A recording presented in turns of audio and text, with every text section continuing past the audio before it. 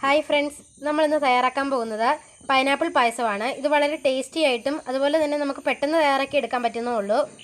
ഇതിനായിട്ട് നമ്മൾ എടുത്തു വെച്ചിരിക്കുന്ന സാധനങ്ങൾ: പൈനാപ്പിൾ മിക്സ് ജാറിലിട്ട് അടിച്ചെടുത്തത്, ചവ്വരി 15 മിനിറ്റ് വെള്ളത്തിലിട്ട് കുതിർത്ത് വെച്ചത്, 450 ഗ്രാം ശർക്കര, നമുക്ക് അണ്ടിപ്പരിപ്പ് മുന്തിരിങ്ങയും വറുത്തെടുക്കാൻ ആവശ്യമായിട്ടുള്ള നെയ്യ്, പിന്നെ 2.5 കപ്പ് ഒന്നാം പാലും 2.5 കപ്പ് രണ്ടാം പാലുമാണ് ഇവിടെ എടുത്തിരിക്കുന്നത്. ഞാനിവിടെ 2 സെയിം മെഷേഴ്സിലാണ് എടുത്തിരിക്കുന്നത്. ഇത്ര സാധനങ്ങൾ മതി നമുക്കിത് ഉണ്ടാക്കാനായിട്ട്. നമുക്കിനി ഉണ്ടാക്കുന്നതിലേക്ക് കിടക്കാം. പായസം ഉണ്ടാക്കാനായിട്ട് ഞാനിവിടെ സ്റ്റവ് കത്തിച്ച ഒരു ഓട്ടുരുളിയാണ് വെച്ചിരിക്കുന്നത്. ഓട്ടുരുളിക്കകത്താണ് നമ്മൾ സാധാരണ പായസം ഉണ്ടാക്കാറ്. ഞാനതുകൊണ്ട് ഇവിടെ ഓട്ടുരുളിയാണ് എടുക്കുന്നത്.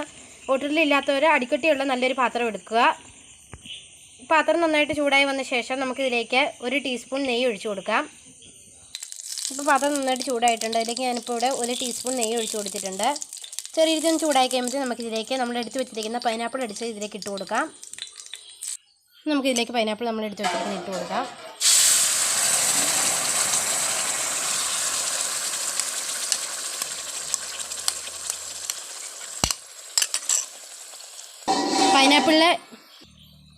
പൈനാപ്പിളിലെ വെള്ളമെല്ലാം ഇറങ്ങി വരുന്ന നമുക്ക് ഈ നെയ്യിലിട്ട് നന്നായിട്ടൊന്ന് ഡ്രൈ ആക്കി എടുക്കണം.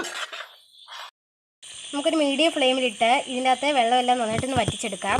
ഈ സമയം നമുക്ക് നമ്മുടെ ശർക്കരയൊന്ന് ഉരുക്കിയെടുക്കുകയാണ് ചെയ്യേണ്ടത്. ഞാനിവിടെ സ്റ്റവ് കത്തിച്ച് ഒരു സ്റ്റീൽ പാത്രം വെച്ച് കൊടുത്തിട്ടുണ്ട്. ഇതിലേക്ക് നമുക്ക് ശർക്കര ഇട്ട് ഒന്ന് ഉരുക്കിയെടുക്കാം. ശർക്കര ഇട്ട് നന്നായിട്ട് നമുക്കൊന്ന് ഉരുക്കിയെടുക്കാം. ഞാനിപ്പോൾ ശർക്കര നന്നായിട്ട് ഉരുക്കിയെടുത്തിട്ടുണ്ട്. ഇനി ഇതിലേക്ക് ഒരു 1/2 കപ്പ് വെള്ളം കൂടെ ചേർത്ത് നമുക്കൊന്നും കൂടെ ഒന്ന് ഉരുക്കിയെടുക്കുകയാണ് ചെയ്യേണ്ടത്. ഒന്നുകൂടെ എല്ലാം ഒന്ന് നന്നായിട്ട് മിക്സ് ആക്കുന്ന രീതി ഒന്ന് റെഡിയാക്കി എടുക്കാം. ഇതിലേക്ക് 1/2 കപ്പ് വെള്ളം ചേർത്ത് കൊടുക്കാം.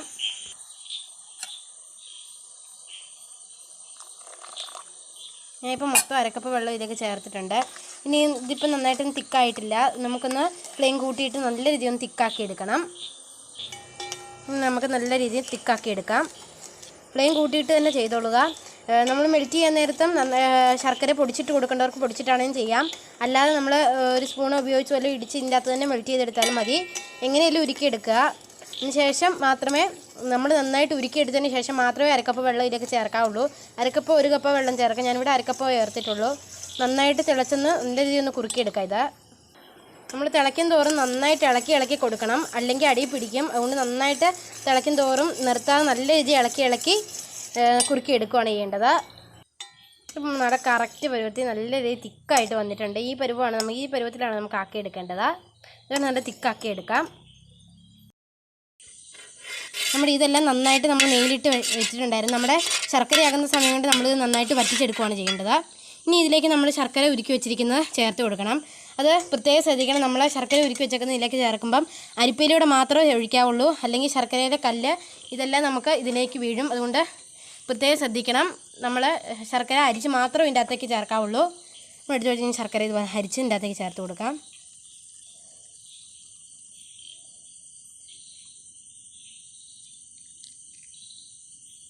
ഇതുപോലെ നന്നായിട്ടൊന്ന് അരിച്ച് ചേർത്ത് കൊടുത്താൽ മതി. നമ്മൾ ഈ ശർക്കര ഇതെല്ലാം കൂടെ ഒരു മീഡിയം ഫ്ലെയിമിലിട്ട് നന്നായിട്ട് ഇതെല്ലാം കൂടെ നന്നായിട്ടൊന്ന് മിക്സ് ആക്കണം. നമ്മുടെ പൈനാപ്പിൾ മിക്സി ജാറിലിട്ട് അടിച്ചെങ്കിൽ ചെറിയ രീതിയിൽ കട്ടകളൊക്കെ ഉണ്ട്. അതൊന്നും ഒരു കുഴപ്പമില്ല. പായസത്തിൽ ചെറുതായിട്ട് കടിക്കാനൊക്കെ കിട്ടുന്നേ ഉള്ളൂ. അപ്പോൾ നമ്മൾ ഇതേ രീതിയിൽ നന്നായിട്ട് ഉരുക്കിയാണ് എടുക്കേണ്ടത്. നമ്മൾ ശർക്കര ഉരുക്കുമ്പോൾ നമ്മൾ ലൂസാകാതെ നല്ല കട്ടിക്ക് കിട്ടുമെന്ന് പ്രത്യേകം ശ്രദ്ധിക്കണം. അതുപോലെ തന്നെ ശർക്കര ഇതിലേക്ക് അരിച്ചൊഴിക്കാനും പ്രത്യേകം ശ്രദ്ധിക്കുക. നന്നായിട്ട് ഒരുവിധം ഒന്ന് തിളച്ചെടുക്കാം. ഇതിപ്പോൾ നന്നായിട്ടൊന്ന് തിളച്ച് വന്നിട്ടുണ്ടായിരുന്നു. നമ്മൾ തിളച്ച് വന്നു കഴിയുമ്പോൾ കുറച്ചിടുകയാണ് ചെയ്യേണ്ടത്. തിളച്ച് വന്ന ശേഷം നമ്മളിപ്പോൾ ഫ്ലെയിം ഓഫ് ചെയ്തിട്ടുണ്ട്. ഫ്ലെയിം കുറച്ചിട്ടിട്ടുണ്ട്. ഇനി ഇതിലേക്ക് നമ്മൾ എടുത്ത് വെച്ചിരിക്കുന്ന 2.5 കപ്പ് രണ്ടാം പാൽ ചേർത്ത് കൊടുക്കാം. രണ്ടാം പാൽ ചേർത്ത് നമുക്ക് നന്നായിട്ട് ഇത് ഇളക്കി നന്നായിട്ട് തിളപ്പിച്ചെടുക്കുകയാണ് ചെയ്യേണ്ടത്. നല്ല രീതിയിൽ ഇതൊന്ന് യോജിപ്പിച്ചെടുക്കാം. ഇതിപ്പോൾ നമ്മൾ നന്നായിട്ട് ഇതൊന്ന് ഇളക്കിയിട്ടുണ്ട്. ഇനി നമുക്ക് ഹൈ ഫ്ലെയിമിൽ തന്നെ ഇട്ട് നമുക്ക് നന്നായിട്ടൊന്ന് തിളപ്പിച്ചെടുക്കുകയാണ് ചെയ്യേണ്ടത്.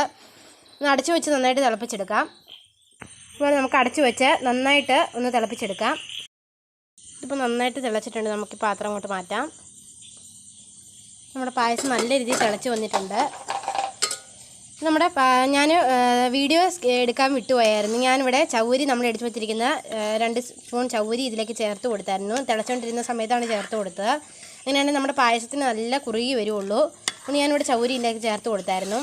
ഇനി നമുക്ക് ഇതിലേക്ക് ഒന്നാം പാൽ കൂടെ ചേർത്ത് നന്നായിട്ടൊന്ന് കുറുക്കിയെടുക്കാം. ഇത് കുറച്ച് നേരം കൂടെ ഒന്ന് നന്നായിട്ടൊന്ന് തിളച്ചൊന്ന് കുറുകി കഴിഞ്ഞ ശേഷം മാത്രമേ ഒന്നാം പാൽ ചേർത്ത് കൊടുക്കാവുള്ളൂ. കുറച്ച് നേരം കൂടെ ഒന്ന് നന്നായിട്ടൊന്ന് കുറുകാൻ വെയിറ്റ് ചെയ്യാം. ഇപ്പോൾ നമ്മുടെ പായസം ഇവിടെ നന്നായിട്ട് കുറുകി നല്ലതായിട്ട് വന്നിട്ടുണ്ട്. ഈ പരുവത്തിൽ കുറുകി കിട്ടിയാൽ മതി. നമ്മുടെ ചൗരിയെല്ലാം ഇവിടെ നന്നായിട്ട് ഇതുമായിട്ട് നന്നായിട്ടായി വെന്ത് വന്നിട്ടുണ്ട്. ഇത് ഏകദേശം ഈ പരുവത്തിൽ കുറുകി കിട്ടിയാൽ മതി. ബാക്കി നമ്മുടെ പായസം തണുത്ത് കഴിയുമ്പം നന്നായിട്ട് കുറുകും, ഒന്നുകൂടെ കുറുകും. ഇനി നമുക്കിതിലേക്ക് നെയ്യിൽ ഇട്ട് അണ്ടിപ്പരിപ്പും മുന്തിരിയും വറുത്ത് നമുക്കിതിലേക്ക് ഇട്ട് കൊടുക്കാം. ഇതിനായിട്ട് ഞാനിവിടെ സ്റ്റൗ കത്തിച്ചൊരു പാത്രം വെച്ച് കൊടുത്തിട്ടുണ്ട്. ഇതിലേക്ക് നമുക്ക് 2 ടീസ്പൂൺ നെയ്യ് ഒഴിച്ച് കൊടുക്കാം. ഇനി ഇതിലേക്ക് നമുക്ക് അണ്ടിപ്പരിപ്പും മുന്തിരിങ്ങ ഇട്ട് നന്നായിട്ടൊന്ന് വറുത്തെടുക്കാം. ഏകദേശം ഒരു ബ്രൗൺ കളർ ആകുന്ന രീതിയിൽ വറുത്തെടുക്കാം. മുന്തിരിങ്ങയെല്ലാം നല്ല ബോൾ പരുവത്തിൽ വീർത്തും വരണം. അതേ രീതിയിൽ നമുക്കൊന്ന് ആക്കിയെടുക്കാം. ആദ്യം നമുക്ക് അണ്ടിപ്പരിപ്പ് നെയ്ക്കകത്തിട്ട് നല്ല രീതിയിൽ ആക്കിയെടുക്കാം. നല്ല രീതിയിൽ ഒന്ന് ഒരു മീഡിയം ഫ്ലെയിമിലിട്ട് നന്നായിട്ടൊന്ന് മൂപ്പിച്ചെടുക്കുകയാണ് ചെയ്യേണ്ടത്. നല്ലൊരു ബ്രൗൺ കളറ് ഈ കശുവണ്ടി ആയി വരണം. അതുപോലെ നമുക്കൊന്ന് ആക്കിയെടുക്കാം.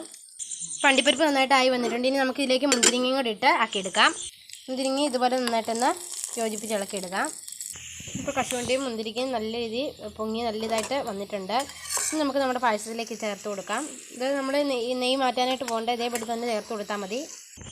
പായസം ഇവിടെ ഞാൻ ഫ്ലെയിം ഓഫ് ചെയ്തായിരുന്നു. ഇനി നമുക്കിതിലേക്ക് ചേർത്ത് കൊടുക്കാം.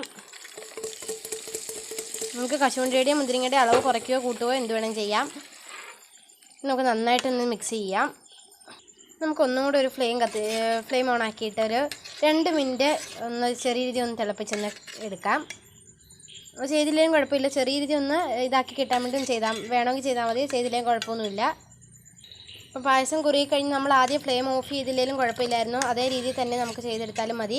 ഞാനിപ്പോൾ ഫ്ലെയിം ഓഫ് ചെയ്തായതുകൊണ്ടാണ് ഞാനിത് 2 മിനിറ്റും കൂടി ചുമ്മാ ചെയ്തെടുക്കുന്നത്. ഇപ്പോൾ തിളയ്ക്കാൻ തുടങ്ങിയിട്ടുണ്ട്. ഇനി നമുക്ക് ഫ്ലെയിം ഓഫ് ചെയ്ത് നമുക്കൊരു പാത്രത്തിലേക്ക് ഇത് പായസം മാറ്റാം. ഇപ്പോൾ നമ്മുടെ പായസം ഇവിടെ ഒരു സെർവിംഗ് ബൗളിലേക്ക് മാറ്റിയിട്ടുണ്ട്. അപ്പോൾ നിങ്ങൾക്ക് എല്ലാവർക്കും ഈ റെസിപ്പി ഇഷ്ടമായെന്ന് കരുതുന്നു. നിങ്ങളെല്ലാവരും ഇത് ട്രൈ ചെയ്ത് നോക്കുക. അപ്പോൾ നമുക്ക് പുതിയ റെസിപ്പി ആയിട്ട് വീണ്ടും കാണാം.